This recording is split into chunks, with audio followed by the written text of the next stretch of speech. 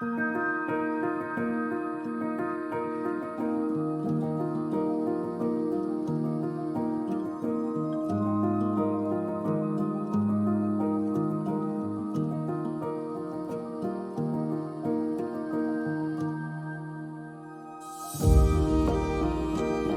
conferencia El deleite en el matrimonio es presentada por Ministerios Genezaret, perteneciente a la Iglesia Bautista Genezaret, unidos por el poder del Evangelio.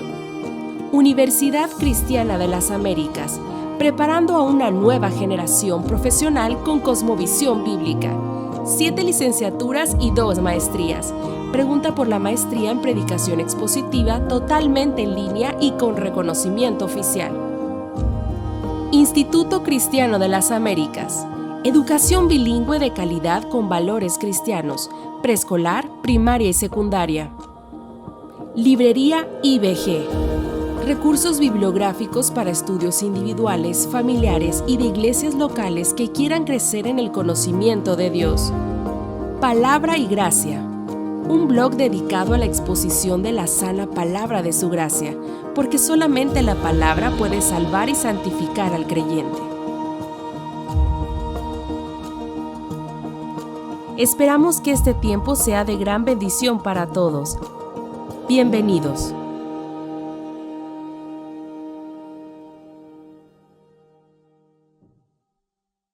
Vamos a orar, vamos a pedir al Señor su bendición. Padre, queremos darte gracias de nuevo por la comunión que hemos podido disfrutar los unos con los otros. Gracias por lo que tú estás haciendo aquí en México y de manera particular en la ciudad de Monterrey. Gracias, Señor, por la obra en las iglesias aquí representadas. Ahora te imploramos, Señor, en esta última intervención, danos la fuerza que necesitamos para poder exponer tu palabra fielmente y para que Cristo sea exaltado a través de tu palabra.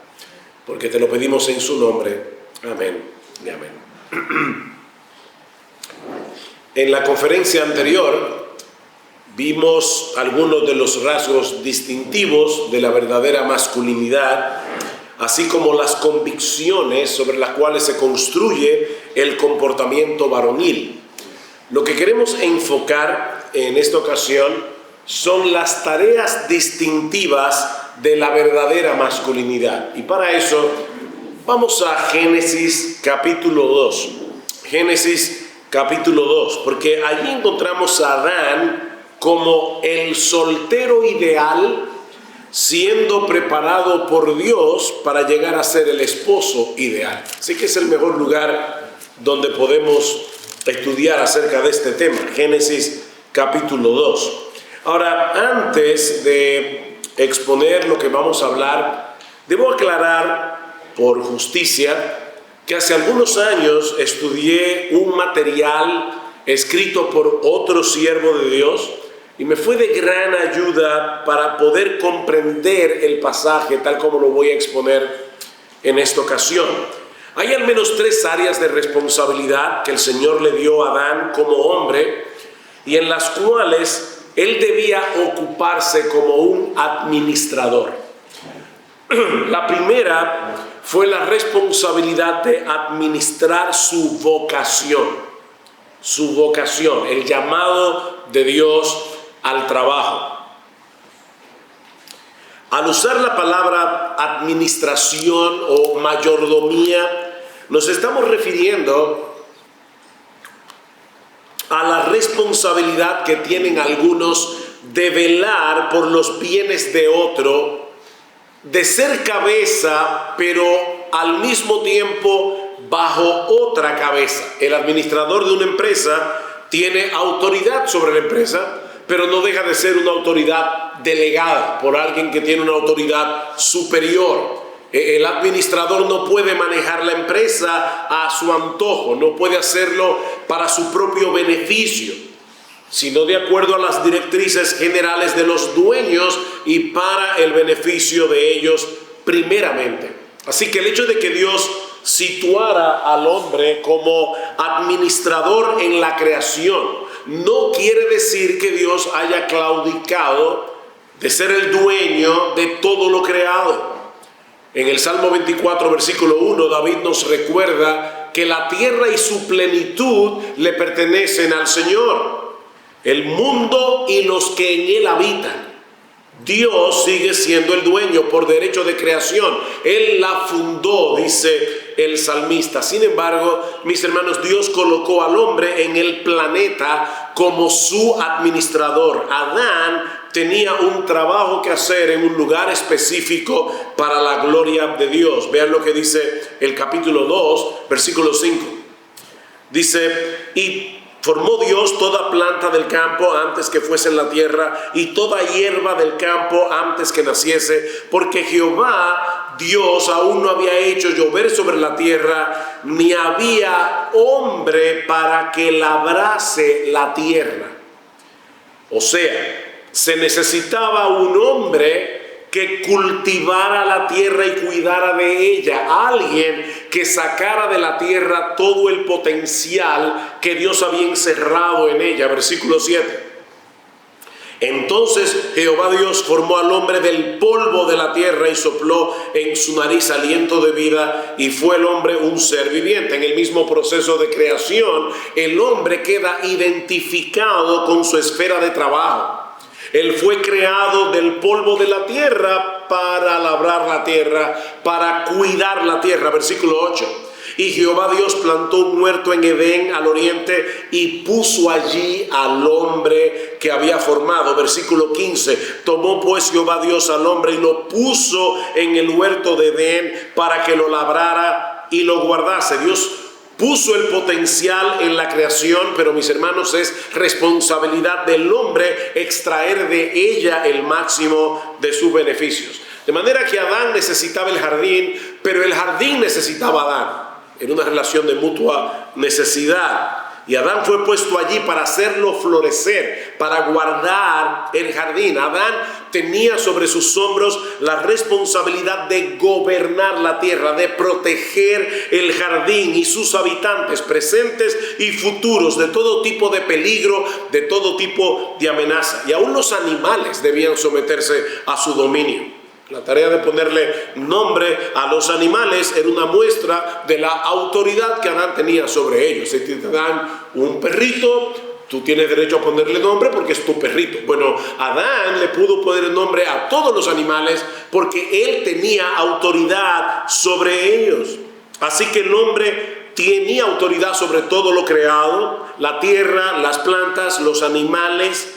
Esa era la esfera de su administración. Las plantas del huerto estaban a su disposición, pero la cosecha de los frutos requería de su trabajo.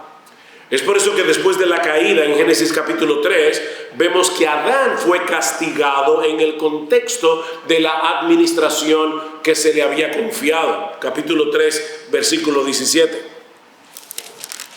Dice, y al hombre dijo, por cuanto obedeciste a la voz de tu mujer, noten la razón, Adán claudicó en su autoridad. Por cuanto obedeciste a la voz de tu mujer y comiste del árbol de que te mandé diciendo, no comerás de él, maldita será la tierra por tu causa, con dolor comerás de ella todos los días de tu vida, espinos y cardos te producirá y comerás plantas del campo, con el sudor de tu rostro comerás el pan hasta que vuelvas a la tierra, porque de ella fuiste tomada, pues polvo eres y al polvo volverás. Noten, mis hermanos, que Dios no maldijo el trabajo. Dios maldijo la tierra, pero a raíz de la caída, el trabajo adquirió una connotación que no había tenido hasta entonces. La labor del hombre estaría cargada de penalidades, de frustraciones. Todo trabajo, por más que te guste, tiene sus frustraciones particulares. Dios decretó que habríamos de comer el pan con el sudor de nuestra frente. Y eso va a ser así aunque trabajemos en una oficina con aire acondicionado. El trabajo nos hará sudar de un modo o de otro. De acuerdo con una encuesta de la Gallup en 2013, el 70% de los norteamericanos no se sienten recompensados por su trabajo. Y solo de un 20 a un 30% encuentran sus trabajos inspiradores. Y yo te pregunto, ¿es ese tu caso? ¿Estás hastiado de tu trabajo? Bueno, déjame darte el secreto del contentamiento laboral. Dice Patrick Morley, en un libro que por cierto recomiendo, se llama El hombre frente al espejo. Él dice que el secreto se encuentra en 3 cosas. En primer lugar, redefine tu ambición. Mi hermano, cuando tú te levantas por la mañana a irte al trabajo, Dios le dio a Adán un trabajo y en Adán nosotros estamos representados. Todos tenemos que comer el pan con el sudor de nuestra frente, ¿verdad? Cuando tú te levantas los lunes en la mañana para ir a tu trabajo, ¿qué te motiva? ¿Cuál es tu ambición? ¿Qué es lo que te mueve? Pablo trata este tema en el capítulo 4 de su primera carta a los tesalonicenses. Él dice: por lo demás, hermanos, os ruego y os exhortamos en el Señor Jesús, que como habéis recibido de nosotros instrucciones acerca de la manera en que debéis andar y agradar a Dios, como de hecho ya así hacéis, así abundéis en ello más y más. Y luego añade, fíjense, agradar a Dios. Versículo 10. Pero os instamos, hermanos, a que abundéis en el amor mutuo más y más, y a que tengáis por vuestra ambición el llevar una vida tranquila y ocuparse en vuestros propios asuntos y trabajar con vuestras propias manos, tal como os hemos mandado, a fin de que os conduzcáis honradamente para con los de afuera y no tengáis necesidad de nada. Pregunto otra vez: ¿cuál debe ser nuestra ambición al salir a trabajar? Nuestra ambición debe ser agradar a Dios en lo que hacemos y obtener con nuestro trabajo lo que necesitamos, no necesariamente lo que queremos.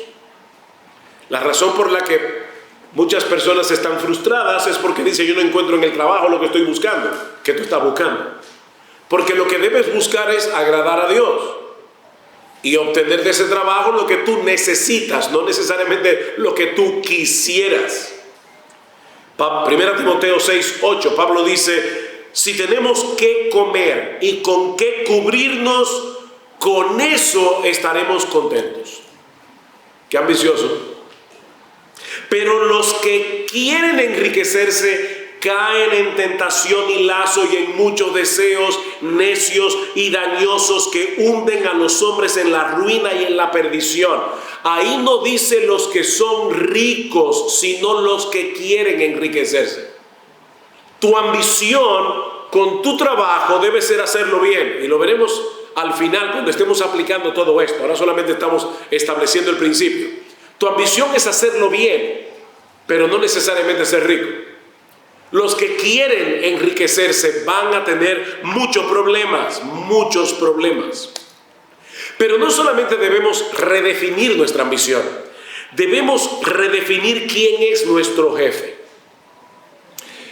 Si yo les preguntara a los hombres que están aquí, no conozco cuántos de ustedes son sus propios jefes, pero ¿a cuántos de ustedes les gustaría ser sus propios jefes? Probablemente la mayoría levantaría la mano. ¿Verdad? Eso es lo que mucha gente ambiciona.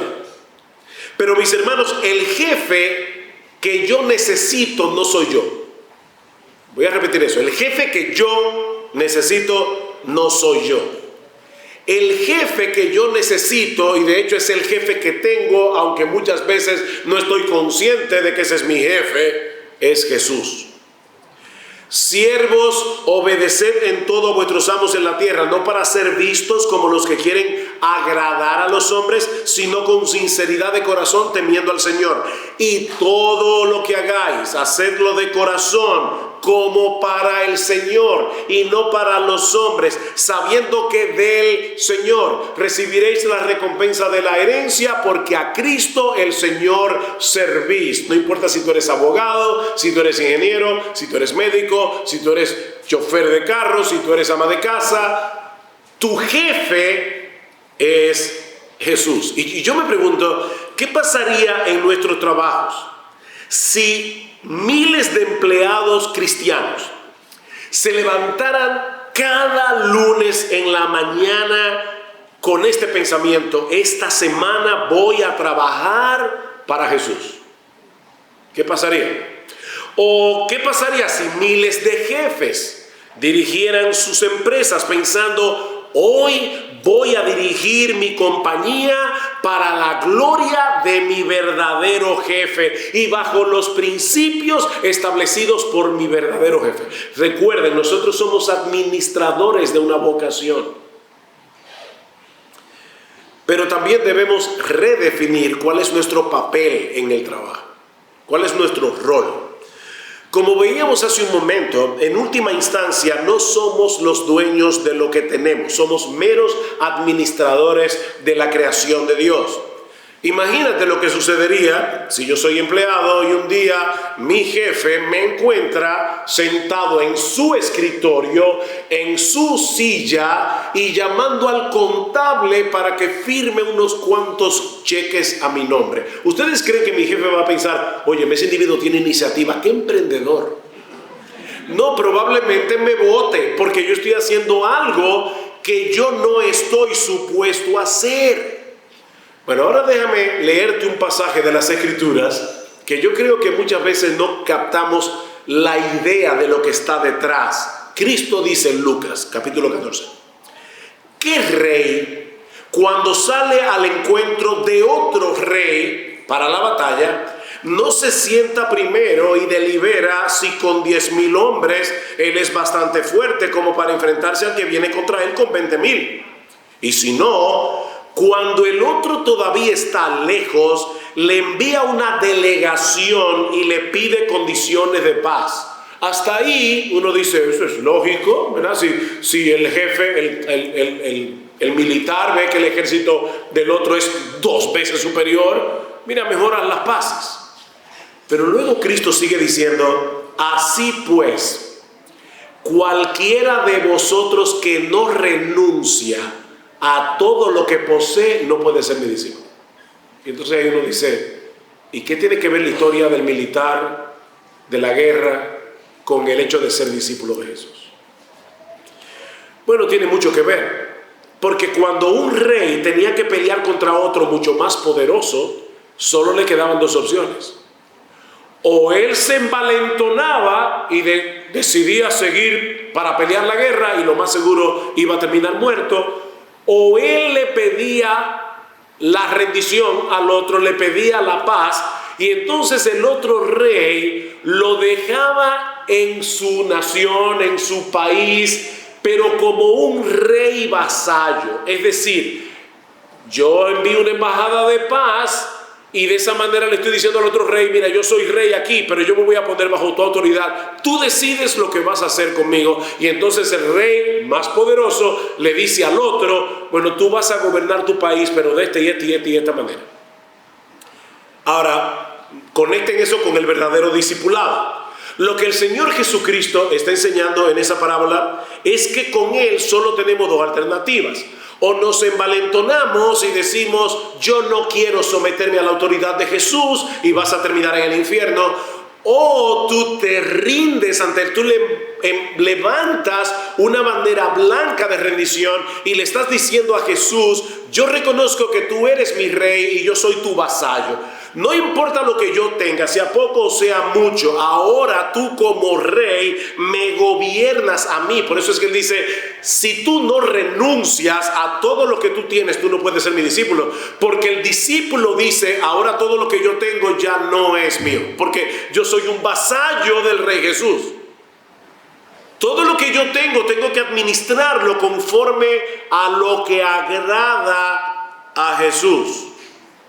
Hemos levantado una bandera blanca ante su autoridad y le rendimos a Él todo lo que somos y todo lo que tenemos. Eso es lo que significa ser un discípulo de Jesús. Él viene a ser ahora nuestra autoridad final. Nosotros pasamos a ser sus administradores. Así fue en el principio, cuando Adán fue colocado en el huerto del Edén. Por eso es que ese pasaje es tan importante para nosotros hoy en este retiro. Esa perspectiva de la vida lamentablemente quedó trastornada por el pecado. pero es recuperada cuando nosotros venimos a Cristo en arrepentimiento y fe. Mis hermanos hombres, nosotros tenemos un trabajo que hacer y que tendrá su propia cuota de problemas, su propia cuota de frustraciones, pero que debemos hacer como hombres para la gloria de Dios, para el sostén de nuestra familia y para el bien de nuestra generación. O sea, nuestro trabajo es hacer muchas cosas. Le da gloria a Dios, sostiene nuestra familia y beneficia a nuestra generación. Pero el hombre no solamente tiene la administración de una vocación, de un trabajo conforme a los dones, los talentos, las capacidades que Dios le dio, sino también la administración de las palabras. Adán es un administrador de palabras. Ahora, tal vez algunos se extrañen al escuchar que nosotros somos administradores de palabras. Estamos tan acostumbrados al hecho de que los seres humanos hablan que muchas veces no reparamos en lo maravilloso que es ese don que Dios ha dado a los seres humanos al habernos creado a su imagen y semejanza. Nuestro Dios habla, nuestro Dios se comunica con palabras, Él nos da a conocer sus pensamientos y Él ha dado a los seres humanos esa misma capacidad. Obviamente existe una enorme diferencia entre las palabras de Dios y las mías. Dios dice, sea la luz, y se crea la luz. Yo digo sea la luz y no pasa nada, a menos que alguien le dé al interruptor. Pero mis palabras no pueden crear. Mis palabras no tienen la autoridad absoluta que tienen las palabras de Dios. Sin embargo, a pesar de esas diferencias, el hombre fue hecho con la capacidad de hablar y de entender palabras. Y esa capacidad no solo implica un gran privilegio, sino también una gran responsabilidad. En Génesis capítulo 2, encontramos a Adán siendo aún soltero, poniéndole nombre a todos los animales. Esa fue la primera tarea de taxonomía que se hizo en la historia. Adán le puso nombre, dando significado a las cosas por medio de palabras, definiendo las cosas por medio de palabras. Y es interesante el comentario editorial que hace Moisés en el versículo 19. Y todo lo que Adán llamó a los animales vivientes, ese es su nombre. Su trabajo fue hecho con precisión, con exactitud, por la capacidad intelectual y de todo tipo que Adán tenía antes de la caída. Y lo mismo vemos en Génesis capítulo 2, versículo 23. Dice, y dijo entonces Adán, esto es ahora, él está definiendo a Eva, dijo ahora, esto es hueso de mis huesos y carne de mi carne, esta será llamada Isha, varona, porque del Ish, del varón, ella fue tomada. El hombre le puso nombre a la mujer. Eso fue lo primero que Adán hizo con la mujer recién creada. Y por supuesto, mis hermanas, como decíamos ayer, lo primero que hizo Eva no fue comenzar a cambiarle todos los nombres a los animales que Adán usó. ¿Qué es eso de perro? No, Eva aceptó el trabajo que hizo Adán. Ahora, no solamente eso. Fue también a Adán a quien Dios le dio la responsabilidad primaria de administrar su palabra, la palabra de Dios. Recuerden que Adán era soltero, Eva no estaba en el panorama cuando Dios le dijo, mira Adán, tú puedes comer de todos los árboles del huerto, menos del árbol de la ciencia del bien y del mal. El día que tú comas de ese árbol vas a morir. Y la responsabilidad de Adán era enseñarle a Eva cuáles eran los límites. Él tenía la responsabilidad de traspasarle a Eva como un pastor, como un rey, como un profeta. Él tenía la responsabilidad de instruir a Eva con las palabras de Dios, siendo todavía soltero. Él era un administrador de palabras, no solamente de una vocación. Y ya les decía, dentro de un momento vamos a ver las implicaciones. Ahora solo estoy estableciendo los hechos. Pero hay una tercera responsabilidad que Dios le dio al hombre y que está relacionada, de hecho, con esta que acabo de mencionar, y es la administración del gobierno del hogar. El gobierno del hogar. Dios preparó a Adán siendo soltero, no solo para que fuera un líder en la creación, sino también en el hogar.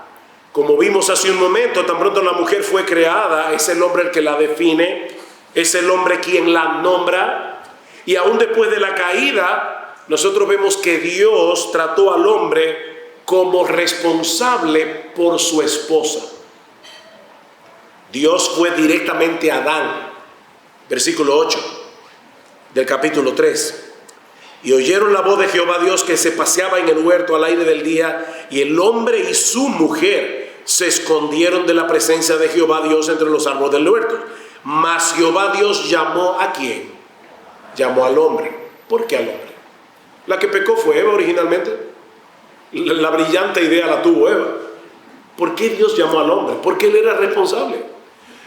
Muchas veces cuando yo tengo que aconsejar a una pareja de esposos que no están bien, yo siempre le digo, mira fulano, yo quiero que tú entiendas que probablemente tú no eres el principal culpable de que tu relación matrimonial haya llegado hasta aquí. Yo no sé si tú eres el principal culpable, pero tú tienes que entender que si tu matrimonio no está caminando bien, tú eres el principal responsable. Es el capitán el que tiene que asegurarse de que el barco llegue a puerto. Él no puede decir, bueno, que los soldados, los marinos, que no echaron la leña. No, óyeme. Es a ti como capitán que te van a pedir cuentas. Nosotros los hombres somos el capitán de ese barco que se llama hogar. Y es por eso que Dios, en Génesis 3, le pidió cuentas a Adán. Como cabeza de su casa, él tenía que responder por su mujer.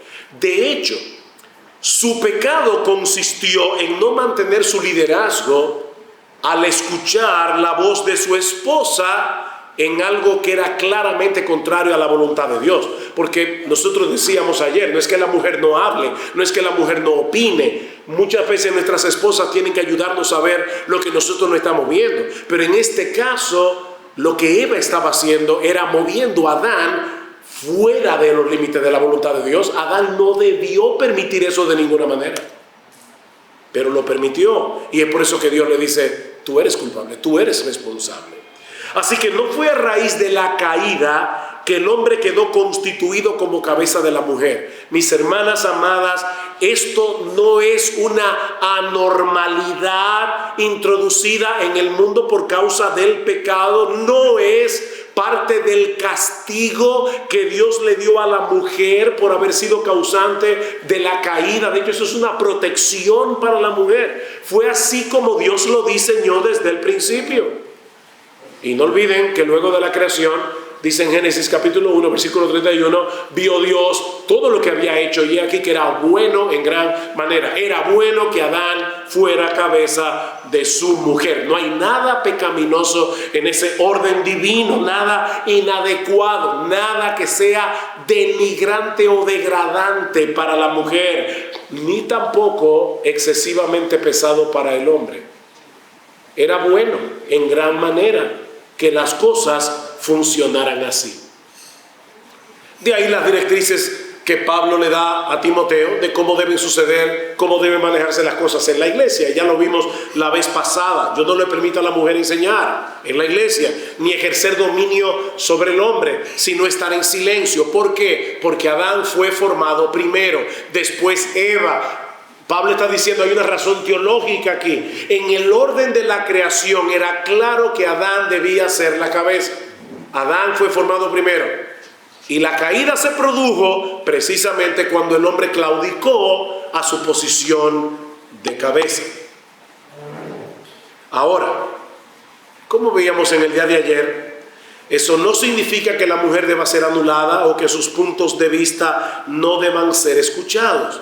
Algunos hombres parecen sentirse amenazados cuando una mujer da su opinión, como si el mero hecho de expresar lo que piensa fuera un ataque directo contra su autoridad o una falta de sumisión. No, mis hermanos, la sumisión de la mujer no anula el papel que Dios les dio de funcionar como ayuda idónea. Y eso no será posible si ella no puede expresar lo que piensa, incluso cuando no está de acuerdo con su marido. Siempre que lo haga, ¿verdad?, con el respeto debido y sin volverse una gotera, como decíamos ayer. Pero entendiendo obviamente que la decisión final está en las manos del hombre. Una de las características de la mujer virtuosa, ya lo hemos dicho, voy a repetirlo, es que abre su boca con sabiduría. Proverbios 31:26. Ser sumisa no significa ser muda. ¿Ustedes se acuerdan cuando Abigail, la esposa de Nabal, le salió al encuentro a David? Que David iba a arrasar con todo lo que había en la hacienda de Nabal. ¿Qué le dijo David? Mire, insolente. Eso fue, ¿verdad? Eso es lo que dice el hebreo.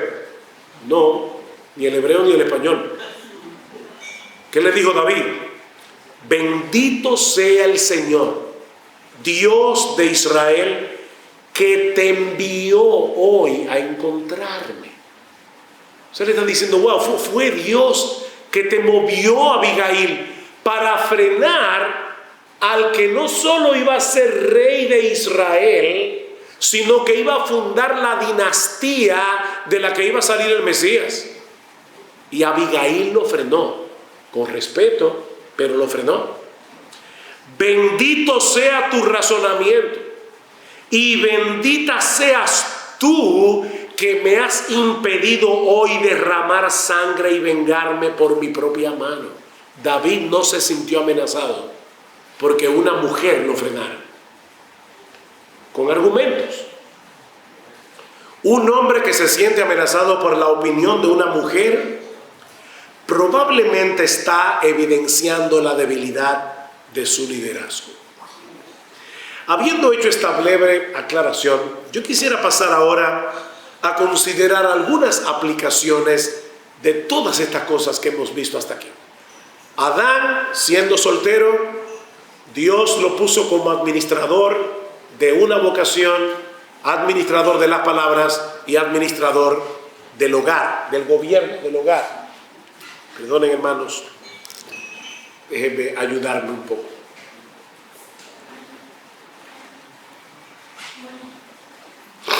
Gracias al Señor que no predico mañana. Hermanos, ¿qué aplicaciones nosotros podemos extraer de esta enseñanza que extraemos de Génesis 2? Bueno, en primer lugar, que el hombre debe ser industrioso y debe tener la ambición santa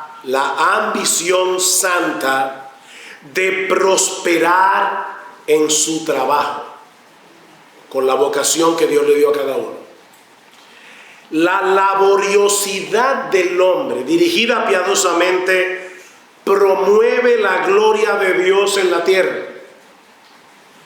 Mis hermanos, el hombre cristiano, y la mujer cristiana también, pero ahora estamos hablando de los hombres, debe huir de la pereza, debe cultivar esa disciplina personal que le permitirá desarrollarse en su vocación. Eso es lo que le va a dar la perseverancia necesaria para seguir haciendo lo que él tiene que hacer hasta que el trabajo se ha hecho y se ha hecho bien. Porque Dios le dio esa responsabilidad.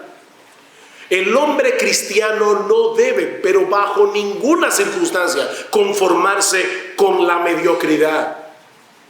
Escribiendo a los tesalonicenses, Pablo hace uso de su propio ejemplo para exhortar a algunos hermanos de la iglesia que no estaban siendo laboriosos, estaban siendo perezosos. Pero vosotros mismos sabéis cómo debéis seguir nuestro ejemplo, porque no obramos de manera indisciplinada. Se necesita disciplina. No obramos de manera indisciplinada entre vosotros, ni comimos de balde el pan de nadie, sino que con trabajo y fatiga trabajamos día y noche a fin de llegar a no ser carga ninguno de vosotros. Miren, en ese mismo texto Pablo dice que si en la iglesia hay alguien que porque está esperando la segunda venida del Señor, que es lo que estaba pasando en Tesalónica. Estamos esperando ya que el mundo se acabe, para que yo voy a ponerme a trabajar, hay que salir a evangelizar. Dice, el que no trabaje, que no coma.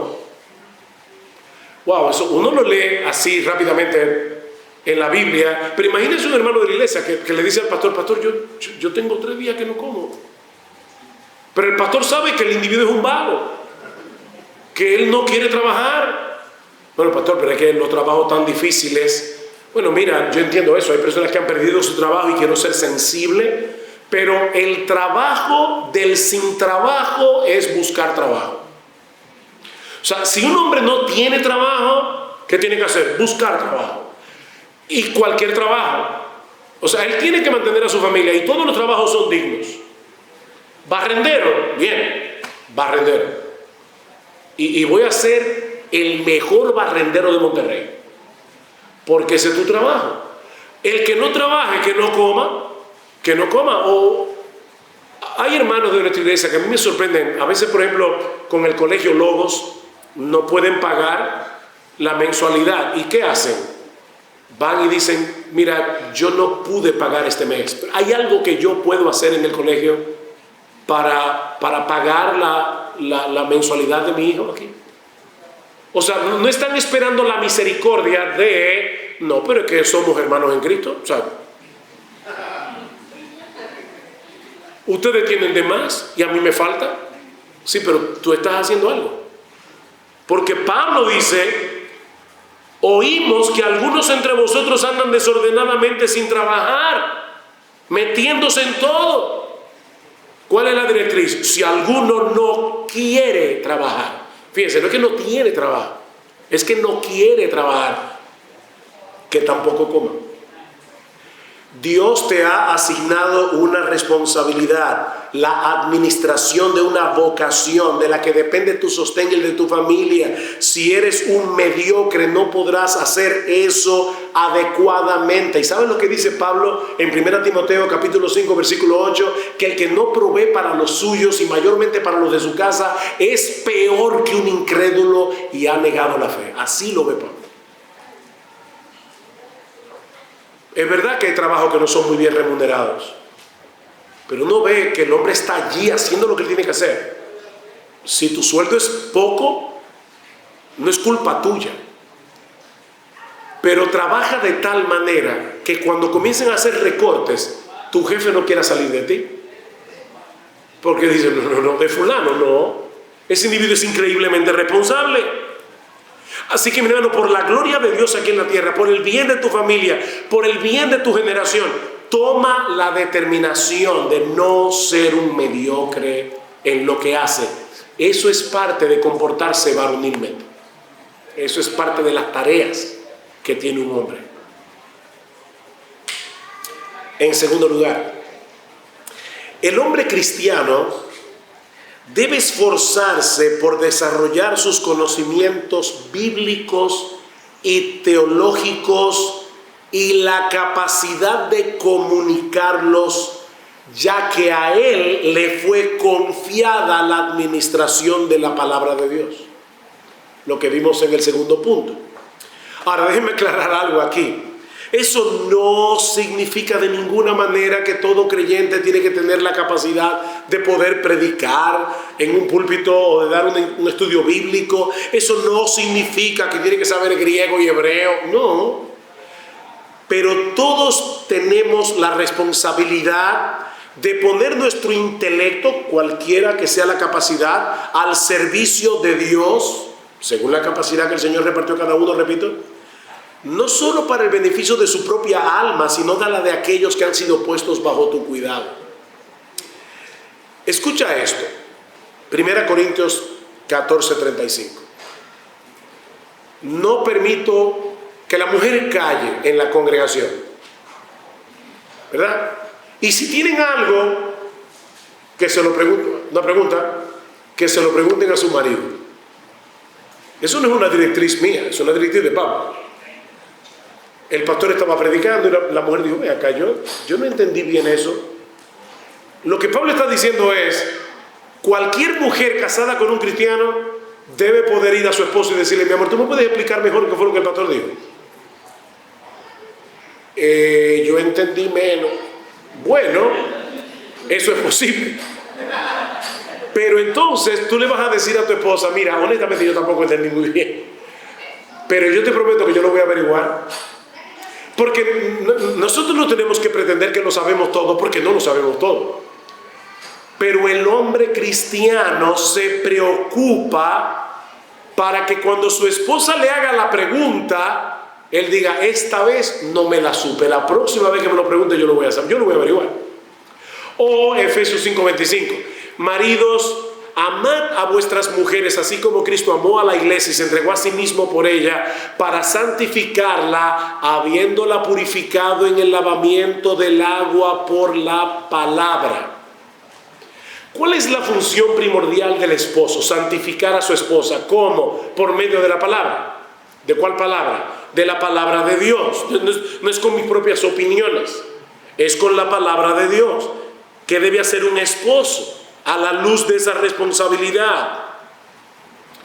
Él debe crecer en el conocimiento de la palabra. Y vuelvo y reitero: cada cual según su capacidad. Hermano, yo no estoy esperando que todo el mundo sea un teólogo en la iglesia, un súper teólogo, pero todos somos teólogos, porque todos tenemos doctrina, todos tenemos una definición de cómo suponemos que son las doctrinas bíblicas, así que todos somos teólogos. La pregunta es si somos buenos o malos teólogos.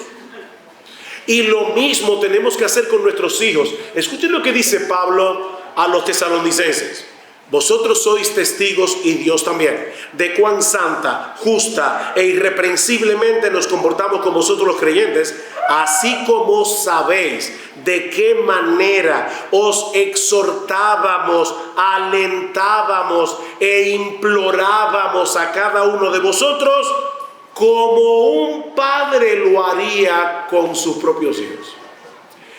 Pablo está diciendo: la labor mía con ustedes en la iglesia, ustedes la conocen, porque eso es lo que ustedes hacen en la casa. Yo imagino a los papás, a los hombres, yo en la casa. Sí, tú, o sea, se supone que tú entiendes perfectamente lo que yo estaba haciendo, porque eso es lo que un papá hace con sus hijos en el hogar. Y de paso, déjenme decirles algo: el griego es muy exacto, muy preciso. Cuando en Efesios capítulo 6 versículo 4 dice: y vosotros padres no provoquéis a ira a vuestros hijos, sino criadlos en la disciplina y amonestación del Señor. Él no estaba hablando de papi y mami. Él usa allí la palabra padre, varón. Él se está refiriendo a los padres, no a las mujeres. Eso no quiere decir que las mamás no tienen una tremenda responsabilidad en instruir, como Loida y Eunice a un Timoteo. Yo no estoy diciendo eso. Lo que estoy diciendo es que en un hogar cristiano la prioridad principal recae sobre el marido. Como un padre instruye a sus hijos.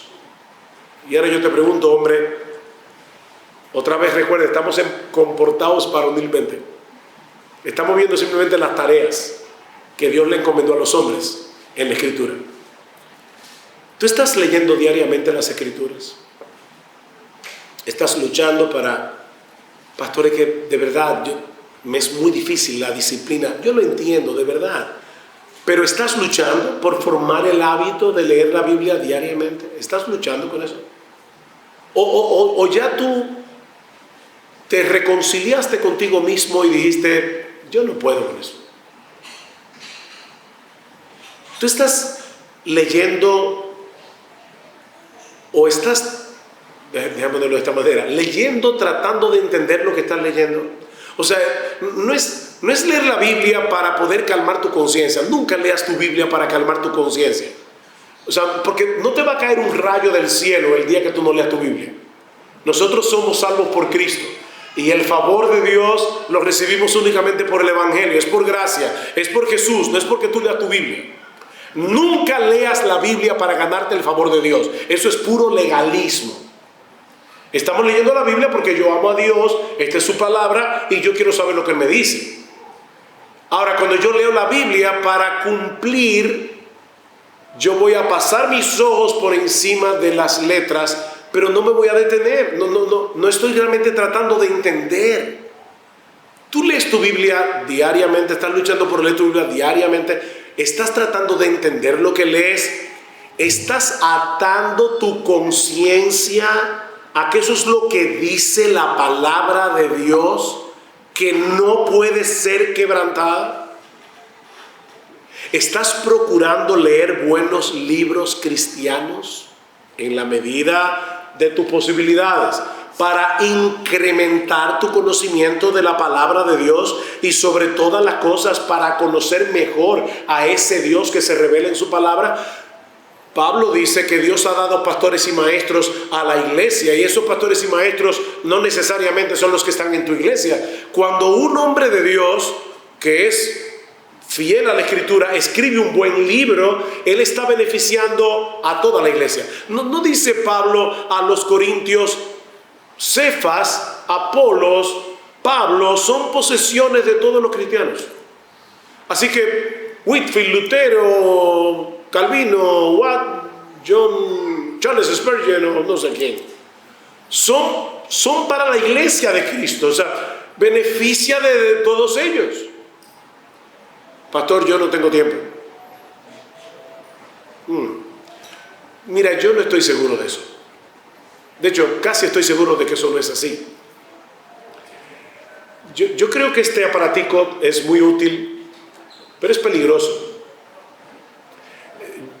John Piper decía: yo creo que Dios permitió que se inventara el Facebook y el Twitter para probar que no es verdad que no tenemos tiempo para leer la Biblia y orar.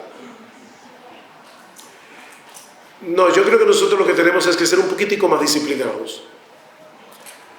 Yo le digo a veces a los hermanos de nuestra iglesia: mira, ponte un plan.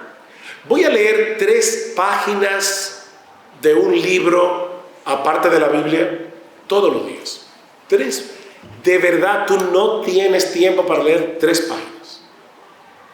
No estoy siendo irónico, pero de verdad, examínate. O sea, yo no tengo tiempo para leer 3 páginas de un libro. ¿Sabes cuánto tú leerías en el año leyendo 3 páginas? Multiplica 3 por 365. Probablemente vas a poder leer como 5 libros al año de unas 200 páginas cada uno. Ahora, lo que va a suceder a medida que tú te vas enredando con la lectura y vas creando el hábito de lectura es que tú vas a querer leer 5 páginas, 6, 10 páginas. Y cuando tú vienes a ver, sin darte cuenta, tú vas a poder crear un buen hábito de lectura. Una de las bendiciones que nosotros sí tenemos con este aparatico es que aquí podemos tener el Kindle, que es una aplicación para leer libros. ¡Qué genial! Que tú puedes estar en el banco haciendo fila y tienes allí un libro en la mano. Y en vez de estar, como yo a veces voy a los bancos y veo a la gente, y claro que se desesperan porque esperan una fila larguísima, pero estás leyendo un libro, estás aprovechando tu tiempo. Entonces, este aparatico puede ser una tremenda bendición si lo sabemos usar correctamente. Pero el punto que estoy tratando de hacer aquí, mis hermanos, vuelvo y repito, es que nosotros los hombres tenemos que equiparnos para administrar apropiadamente la palabra de Dios en nuestro hogar. Cuando nuestros hijos vienen con una duda, cuando vienen con una pregunta, no saben cuál es la voluntad de Dios, yo puedo guiarlo a través de los principios bíblicos de la palabra. El líder cristiano debería ser un buen lector por la sencilla razón de que leer es pensar. Leer es pensar. Eso no depende de tu personalidad. Eso depende de tus prioridades. Siempre me llama la atención esa palabra de Jesús a María. María escogió la mejor parte. Ahí estaba Marta sirviendo, el activismo. Eso es lo que le encanta a mucha gente. Hacer cosas. Yo oigo a hermanas a veces que me dicen: es que yo soy más como Marta. O sea, es como que eso es un asunto temperamental. María era más, tú sabes, tenía un temperamento más contemplativo. No, eso no es lo que dice Jesús. Jesús dice: María escogió. Hubo una elección y ella escogió lo mejor. Ella escogió la mejor parte, la cual no le será quitada. De paso, hermano, cuidado con el activismo. Hay personas que creen que están bien espiritualmente porque están súper involucrados en un montón de ministerios en la iglesia que les impide cultivar apropiadamente sus corazones en la presencia de Dios. ¿Saben lo que pasa con esas personas que están súper ocupados en un montón de ministerios? y no están haciendo la otra parte, que terminan agotando sus reservas y convirtiéndose tarde o temprano en un mal líder. Porque no se puede dar lo que no se tiene. No se puede dar lo que no se tiene. Y yo creo que por eso es que hay tantos malos líderes en el mundo, en el hogar y en la iglesia. Así que, mis hermanos amados, hombres, varones, masculinos de Monterrey, comportarse varonilmente incluye el desarrollo de esta capacidad de ser un buen líder administrando la palabra de Dios. Vuelvo y reitero, cada cual según su capacidad. Y en tercer lugar y finalmente, el hombre cristiano debe desarrollar las habilidades y capacidades que son necesarias para ejercer un gobierno sabio y piadoso de su casa. Todo lo que dijimos acerca del trabajo hace un momento no puede ser en detrimento de este tercer aspecto de la verdadera masculinidad. Hay hombres que son trabajólicos, están tan ocupados. Sí, pastor, ahí sí me gustó esa de ser responsable con el trabajo. El problema es que son tan responsables en el trabajo que descuidan la casa. Y no. Es que son tres responsabilidades y una no puede ir en detrimento de la otra. Tú tienes que gobernar tu casa y debes gobernarla bien. De hecho, cuando Pablo dice que los pastores, una de las cosas que deben tener es que gobierne bien su casa, todo lo que Pablo dice en 1 Timoteo 3 acerca de un pastor, exceptuando apto para enseñar, no es más que la descripción de un creyente maduro. El punto es que para tú elegir a un pastor, debe ser un creyente maduro. ¿Y qué es un creyente maduro? Es necesario que sea irreprensible, marido de una sola mujer, sobrio, prudente, decoroso, hospedador, apto para enseñar, no dado al vino, no pendenciero, no detrás de ganancias deshonestas, que gobierne bien su casa, que tenga a sus hijos en sujeción con toda honestidad, pues el que no sabe gobernar su propia casa, ¿cómo cuidará de la iglesia de Dios? Esa es la descripción de un hombre maduro. Él gobierna bien su casa. Así que yo no puedo escudarme en mi trabajo y en que yo tengo que traer el sostén a la casa para no cuidar de mi esposa, para no cuidar de mis hijos. ¿Estás siendo gobernado por los principios de las Escrituras en tu trato con tu esposa y con tus hijos? Por ejemplo, 1 de Pedro 3:7, vosotros maridos igualmente vivid con ella sabiamente, con conocimiento. Tú conoces a tu esposa, tú conoces la naturaleza femenina, tú sabes cuáles son aquellas cosas que a tu esposa la cargan, cuáles son aquellas cosas que a tu esposa la ponen eufórica. Cuando está llegando, esta es dura, yo admito que es dura para mí también, pero está llegando el cumpleaños de tu esposa. ¿Tú más o menos sabes lo que ella quiere? Vivid con ella sabiamente, con conocimiento. Tú conoces a tu esposa. Tú puedes aún hasta anticipar cómo una noticia la va a afectar, dándole honor a la mujer como a vaso más frágil y como a coherederas de la gracia de la vida, para que vuestras oraciones no tengan estorbo. Padres, no provoquéis a ira a vuestros hijos, sino criadlos en la disciplina y amonestación del Señor. ¿Pueden tu esposa y tus hijos leer esos textos, 1 de Pedro 3:7, Efesios 6:4, y pensar en ti como alguien que modela eso? Tú eres un gruñón. Pastor, ¿y qué tiene eso que ver con lo que tú estás hablando aquí? Mucho, porque el gruñón no puede tratar a su esposa con la ternura, la honra, etcétera, que dice Pedro, ni tampoco puede dejar de provocar a ira a sus hijos. Y hay hombres que son, como decimos, no sé si aquí se usa esa expresión, pero en República Dominicana dice, él es una dama en la calle, pero desde que él llega a la casa es como, él es un hombre transformer, o sea, él se transforma en otra cosa. Debemos aprender a tomar decisiones, a asumir nuestro liderazgo Pero debemos aprender también a ser gentiles. Por eso pregunto que si eres un gruñón. Debemos aprender a ser caballerosos. ¿Recuerdan lo que veíamos en 1 de Corintios? Portaos varonilmente, todas vuestras cosas sean hechas con amor. El hecho de ser varoniles no elimina la gentileza, no elimina la caballerosidad. Eso es parte esencial de la verdadera masculinidad. Yo le doy muchas gracias al Señor, porque cuando me fui al seminario tuve que ir a Guatemala, y en Guatemala de verdad los hombres son muy caballerosos. Yo no veía eso en República Dominicana, para nada. Pero en Guatemala, cuando una chica llegaba del seminario, una chica de 17, 18 años, a sentarse en la mesa y habían hombres allí, y como un resorte se paraban de la silla a servir a la mujer. Yo no había aprendido eso en mi país, y fue una escuela muy buena, realmente.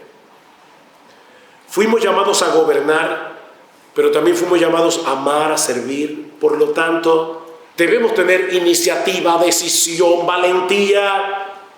Debemos tener humildad, gentileza, consideración, bondad, una disposición al servicio, a la entrega, al autosacrificio. Y aquí otra vez el modelo que debemos tener delante de nuestros ojos para alcanzar ese balance, ¿quién es? El Hijo del Hombre, nuestro Señor Jesucristo. Él es el ideal, Él es la encarnación de la verdadera masculinidad, y en Él encontramos cada una de esas características que hemos mencionado aquí: iniciativa, decisión, valentía. Pero wow, hasta los niños se sentían confiados en acercarse a Jesús, porque no lo veían como un gruñón, no veían a Jesús como alguien que daba miedo. Todo lo contrario. Para los niños Jesús era como un panal de miel, y Él es nuestro ejemplo. Bien, mis hermanos, yo sé que es muy difícil estar en una conferencia como esta y que algo no nos toque, no nos golpee, incluyendo al propio predicador. Cuando uno está preparando mensajes como estos, son muchas las veces que uno tiene que venir y decir: Señor, perdóname, ayúdame a corregir lo deficiente, porque yo no quiero dar la impresión de que aquí está don perfecto, ¿verdad?, predicándole la palabra a estos pobres miserables, porque no es así. Y mi esposa está ahí para corroborarlo. No es así. Todos estamos aprendiendo, todos estamos creciendo. Pero qué bueno que ahí está la gracia del Evangelio. La gracia del Evangelio. ¿Saben, hermanos, por dónde comienza todo esto para hacer cambios? Y hermanas, por lo más básico de todo: el arrepentimiento y la fe.